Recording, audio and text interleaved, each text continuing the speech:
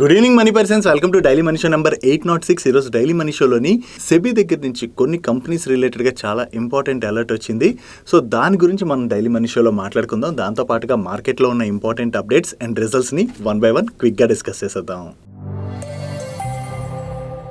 ముందుగా market update చూసినట్లయితే ఈరోజు సెషన్లో సెన్సెక్స్ 45 పాయింట్స్ కరెక్ట్ అయ్యి 73,466 పాయింట్స్కి క్లోజ్ అయినట్లయితే నిఫ్టీ ఆల్మోస్ట్ ఫ్లాట్గా క్లోజ్ అయింది. అండ్ ఈరోజు సెషన్లో మిడ్ క్యాప్ ఇండెక్స్ 0.78% పెరిగినట్లయితే స్మాల్ క్యాప్ ఇండెక్స్ 0.38% పెరిగింది. అండ్ బ్యాంక్ నిఫ్టీ 0.55% కరెక్ట్ అయింది. నెక్స్ట్ రీసెంట్గా ఎఫ్ఎంసీజీ కంపెనీస్ నెంబర్స్ పోస్ట్ చేస్తున్నాయి కదా, ఈ నెంబర్స్ని ట్రాక్ చేస్తున్నారా? ఈ నెంబర్స్తో పాటు ఈ కంపెనీస్ యొక్క మేనేజ్మెంట్స్ దగ్గర నుంచి కూడా చాలా స్ట్రాంగ్ కామెంటరీ అయితే వస్తుంది.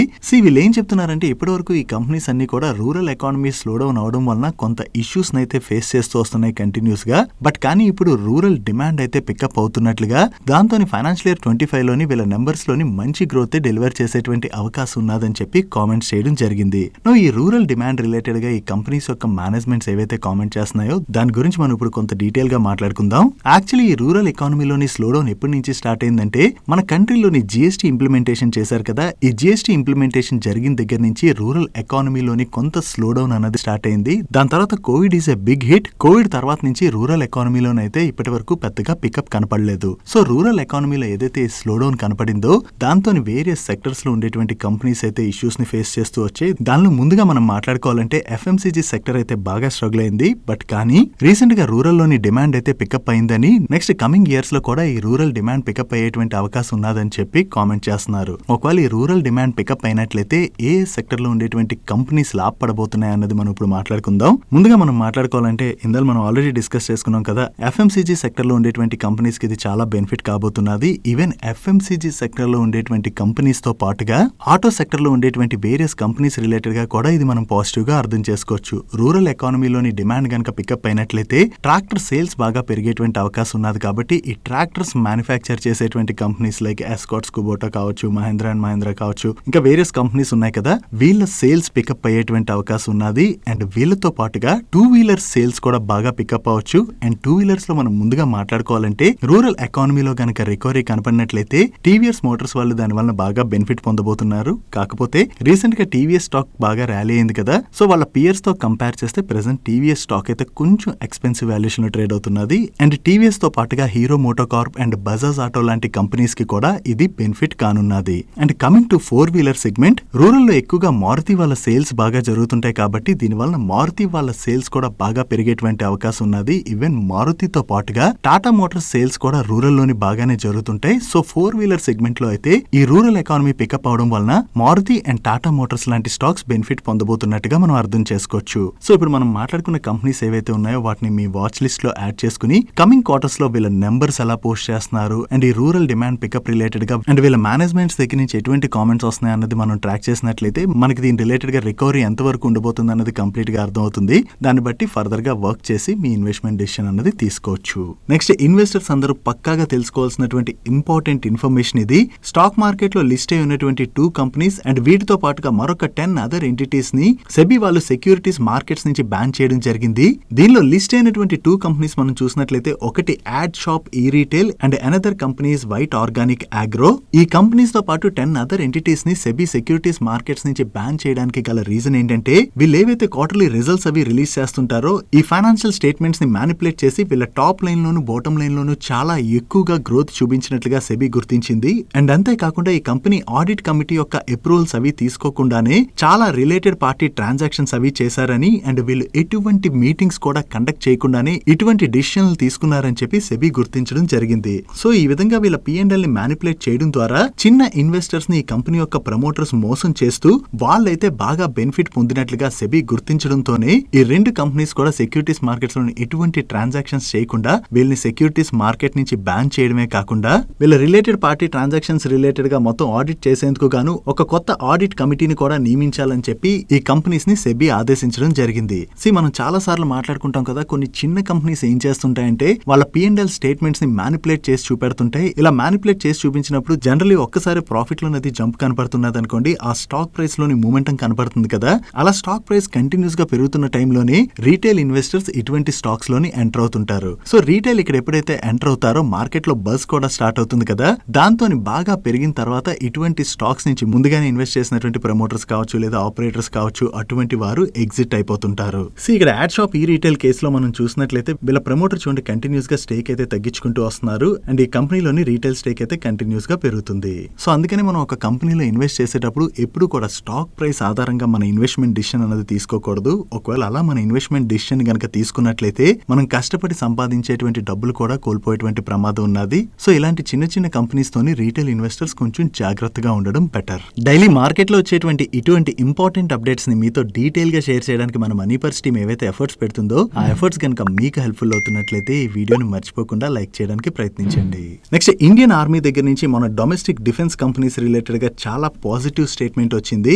ఇండియన్ ఆర్మీ ఇప్పటివరకు ఎమ్యునేషన్స్ అంటే బుల్లెట్, షెల్స్, బాంబ్స్ ఇటువంటివన్నీ ఏవైతే ఉంటాయో వాటిని మన ఇండియన్ కంపెనీస్ నుంచి ప్రొక్యూర్ చేస్తుంటారు అండ్ కొన్ని అయితే ఇంపోర్ట్ కూడా చేసుకుంటుంటారు. బట్ కానీ 2025-26 నుంచి ఆల్మోస్ట్ అన్ని రకాల ఎమ్యునేషన్స్ ఇంపోర్ట్స్ ని కూడా కట్ ఆఫ్ చేస్తామని, బికాస్ మన డొమెస్టిక్ ఇండస్ట్రీ దగ్గరే various types of defence equipments అవి కూడా అవైలబుల్ గా ఉన్నాయి కాబట్టి డొమెస్టిక్ ఇండస్ట్రీని సపోర్ట్ చేసేందుకు కాను ఇక పైన వీళ్ళ ఎమ్యునేషన్ ప్రొక్యూర్మెంట్స్ అన్ని కూడా ఇండియన్ కంపెనీస్ నుంచే చేస్తామని చెప్పి ఇండియన్ ఆర్మీ యొక్క ప్రొక్యూర్మెంట్ ఏడీజీ అయినటువంటి జనరల్ వికే శర్మ గారు కామెంట్ చేయడం జరిగింది. లాస్ట్ ఫ్యూ ఇయర్స్ గా మన డొమెస్టిక్ డిఫెన్స్ ఇండస్ట్రీ అయితే చాలా స్ట్రాంగ్ గా గ్రో అయింది. సో అన్ని రకాల ఎమ్యునేషన్స్ మన ఇండియాలోనే అవైలబుల్ గా ఉన్నాయి కాబట్టి ఇక పైన ప్రొక్యూర్మెంట్స్ అన్ని కూడా డొమెస్టిక్ ఇండస్ట్రీ నుంచే జరపబోతున్నట్టుగా ఈయన కామెంట్ చేశారు. సో ఈయన దగ్గర నుంచి వచ్చినటువంటి ఈ కామెంట్స్ ఏవైతే ఉన్నాయో అవి డొమెస్టిక్ డిఫెన్స్ ఇండస్ట్రీలో వర్క్ చేసేటువంటి పబ్లిక్ సెక్టర్ కంపెనీస్ కావచ్చు, ప్రైవేట్ కంపెనీస్ కావచ్చు, ఇవన్నీ కంపెనీస్ రిలేటెడ్ గా మనం చాలా పాజిటివ్ గా అర్థం చేసుకోవచ్చు. నెక్స్ట్ హెల్త్ ఇన్సూరెన్స్ ఆల్రెడీ ఎవరి దగ్గర ఉందో అండ్ కొత్తగా ఎవరైతే తీసుకోబోతున్నారో అందరు రిలేటెడ్ గా కూడా ఇది కొంత నెగిటివ్ అప్డేట్ గానే మనం అర్థం చేసుకోవచ్చు. లాస్ట్ 1 year గా మీ హెల్త్ ఇన్సూరెన్స్ ప్రీమియమ్స్ పెరిగాయా? మీరు దీన్ని అబ్జర్వ్ చేశారా? అబ్జర్వ్ చేసినట్లయితే కింద కామెంట్ సెక్షన్ లో కామెంట్ చేయండి. వేరియస్ మీడియా ప్లాట్ఫామ్స్ ఏం రిపోర్ట్ చేస్తున్నాయంటే లాస్ట్ 1 year గా హెల్త్ ఇన్సూరెన్స్ కంపెనీస్ అన్ని కూడా ప్రీమియమ్స్ ని దగ్గరగా 50% వరకు పెంచినట్లుగా వీళ్ళ సర్వేలోని బయటపడిందని అండ్ లాస్ట్ 1 year లో ఈ 50% వరకు పెరగడమే కాదు కమింగ్ మంత్స్ లోని మరొక 10-15% వరకు కూడా హెల్త్ ఇన్సూరెన్స్ ప్రీమియమ్స్ పెరిగేటువంటి అవకాశం ఉన్నదని చెప్పి వీళ్ళు షేర్ చేస్తున్నారు. కమింగ్ మంత్స్ లో ఈ హెల్త్ ఇన్సూరెన్స్ ప్రీమియమ్స్ పెరగడానికి వీళ్ళు చెప్తున్నటువంటి రీజన్స్ ఏంటంటే ఐఆర్డీఏ హెల్త్ ఇన్సూరెన్స్ రిలేటెడ్ గా వేరియస్ న్యూ రూల్స్ తీసుకొస్తుంది కదా. లైక్ ఇప్పటి వరకు మనం హెల్త్ ఇన్సూరెన్స్ కలిగి ఉండి ఓన్లీ ఆ health insurance network hospital type ఉంటుంది కదా, ఆ హాస్పిటల్స్ లో జాయిన్ అయినట్లయితేనే మనకి క్యాష్లెస్ ట్రీట్మెంట్ బెనిఫిట్ అనేది ఉండేది. బట్ ఇప్పటి నుంచి అలా కాదు, పేషెంట్ ఏ హాస్పిటల్లో జాయిన్ అయినా కూడా క్యాష్లెస్ ట్రీట్మెంట్ ఫెసిలిటీని కల్పించాలని చెప్పి ఐఆర్డీఏ రూల్ అయితే తీసుకురావడం జరిగింది. సో ఇలా ఐఆర్డీఏ కొత్త రూల్స్ ఏవైతే తీసుకొస్తుందో దానివల్ల హెల్త్ ఇన్సూరెన్స్ కంపెనీస్ పైన కొంతవరకు భారం పెరుగుతుంది కాబట్టి దాన్ని వీళ్ళు ఎండ్ యూజర్ కి ట్రాన్స్ఫర్ చేసేందుకు గాను ఇలా ప్రీమియమ్స్ ని పెంచుకుంటూ వస్తున్నారని అండ్ కమింగ్ మంత్స్ లో కూడా వీళ్ళు ప్రీమియమ్స్ ని 10-15% వరకు కూడా పెంచేటువంటి అవకాశం ఉన్నదని చెప్పి మీడియా ప్లాట్ఫామ్స్ రిపోర్ట్ చేయడం జరిగింది. నెక్స్ట్ స్పెషాలిటీ కెమికల్స్ కంపెనీ అయినటువంటి ఎంఏ ఆర్గానిక్స్ వాళ్ళ రిలేటెడ్ గా చాలా ఇంట్రెస్టింగ్ అప్డేట్ ఉన్నది.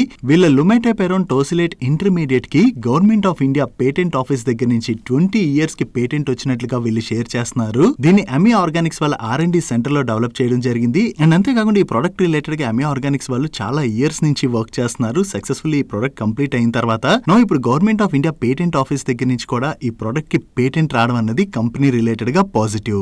దీంతోనే ఈ రోజు సెషన్ లోని ఎంఏ ఆర్గానిక్ స్టాక్ లోని మనం పాజిటివ్ మూమెంటం చూసాం.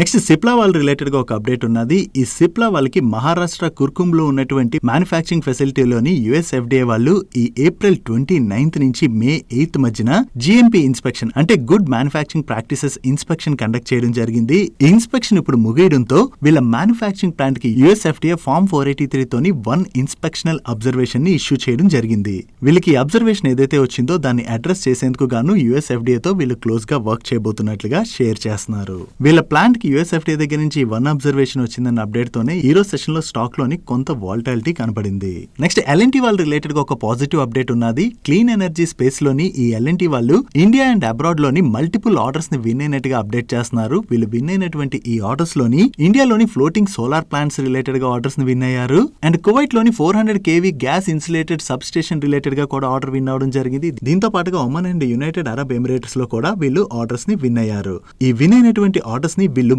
మేజర్ ఆర్డర్స్ అంటున్నారు. వీళ్ళు మేజర్ ఆర్డర్స్ అంటున్నారంటే వీటి యొక్క value 5,000 crores to 10,000 crores in between ఉంటుంది. నెక్స్ట్ వేరియస్ బ్రాండ్స్ మొబైల్స్ కి కాంట్రాక్ట్ మ్యానుఫ్యాక్చరింగ్ సర్వీసెస్ ఆఫర్ చేసేటువంటి డిక్సన్ టెక్నాలజీస్ వాళ్ళకి డిక్సన్ ఎలక్ట్రో అప్లయన్సెస్ లిమిటెడ్ అనేటువంటి ఒక సబ్సిడరీ కంపెనీ ఉన్నది. ఈ సబ్సిడరీ కంపెనీ ఇప్పుడు నోకియా వాళ్ళతోని ఒక అగ్రిమెంట్ లోకి ఎంటర్ అవడం జరిగింది. ఈ అగ్రిమెంట్ లో భాగంగా ఈ కంపెనీ నోకియా వాళ్ళ కోసం టెలికాం ప్రొడక్ట్స్ ని డెవలప్ చేసి మ్యానుఫ్యాక్చరింగ్ చేయనున్నది. అండ్ ఈ మ్యానుఫ్యాక్చరింగ్ వీళ్ళకి ఉత్తరప్రదేశ్ నోయిడాలో ఉన్నటువంటి మ్యానుఫ్యాక్చరింగ్ యూనిట్ లోని వీళ్ళు మ్యానుఫ్యాక్చరింగ్ చేయనున్నారు. సో నోకియా లాంటి రినోడ్ బ్రాండ్స్ కోసం వీళ్ళు టెలికాం ప్రొడక్ట్స్ ని మ్యానుఫ్యాక్చర్ చేయనున్నారు కదా, దీని ద్వారా వీళ్ళ గ్రోత్ యాక్సలరేట్ అవబోతున్నట్లుగా వీళ్ళ మేనేజ్మెంట్ అయితే కామెంట్ చేయడం జరిగింది. ఇది డిక్సన్ టెక్నాలజీస్ రిలేటెడ్ గా పాజిటివ్ కాబట్టి ఈ రోజు సెషన్ లో డిక్సన్ టెక్నాలజీ స్టాక్ పాజిటివ్ గా రియాక్ట్ అయింది.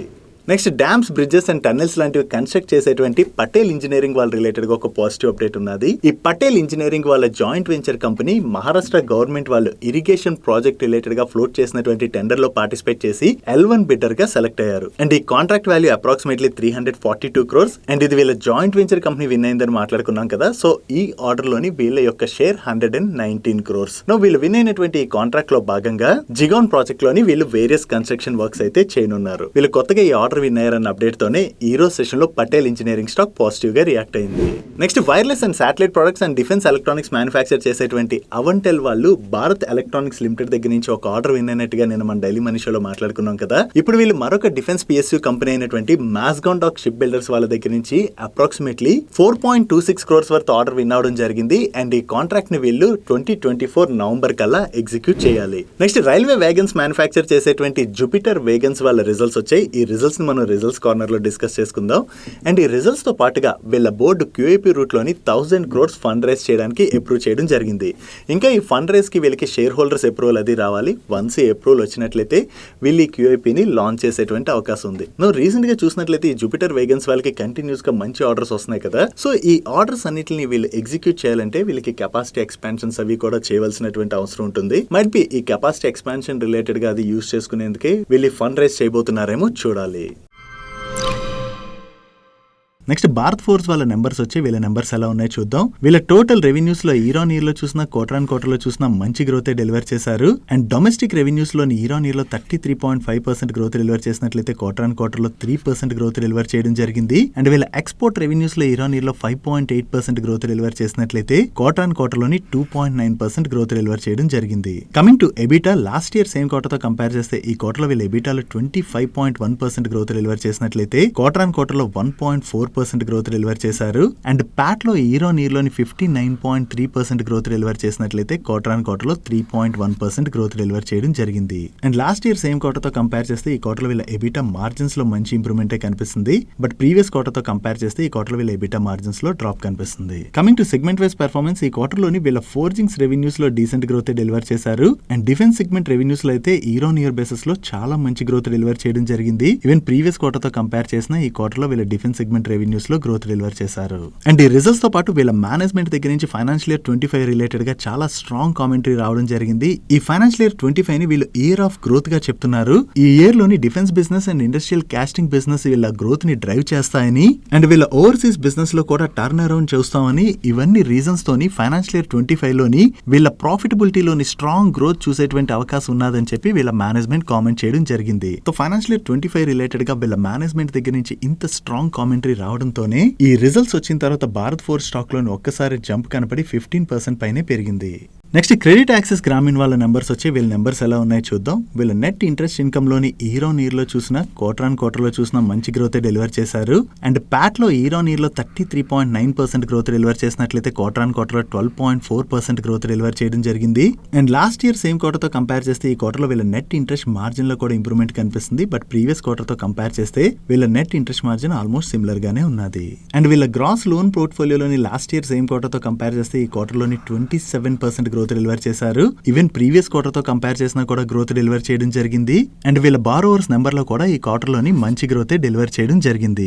And coming to NPI, last year same quarter తో కంపేర్ చేస్తే ఈ క్వార్టర్ లో వీళ్ళ గ్రాస్ ఎన్పిఐ నెంబర్ తగ్గింది, కానీ ప్రీవియస్ క్వార్టర్ తో కంపేర్ చేస్తే మాత్రం ఈ క్వార్టర్ లో వీళ్ళ గ్రాస్ ఎన్పిఐ కొంత పెరిగింది. అండ్ ఫైనాన్షియల్ ఇయర్ 24 రిలేటెడ్ గా వీళ్ళు ప్రీవియస్ గా ఏదైతే గైడెన్స్ ఇచ్చారో ఆ గైడెన్స్ కొన్నా కూడా వీళ్ళు బెటర్ పెర్ఫార్మెన్స్ ని డెలివర్ చేయడం జరిగింది. అండ్ ఫైనాన్షియల్ ఇయర్ 25 గైడెన్స్ ని మీరు ఇక్కడ స్క్రీన్ పై చూడొచ్చు.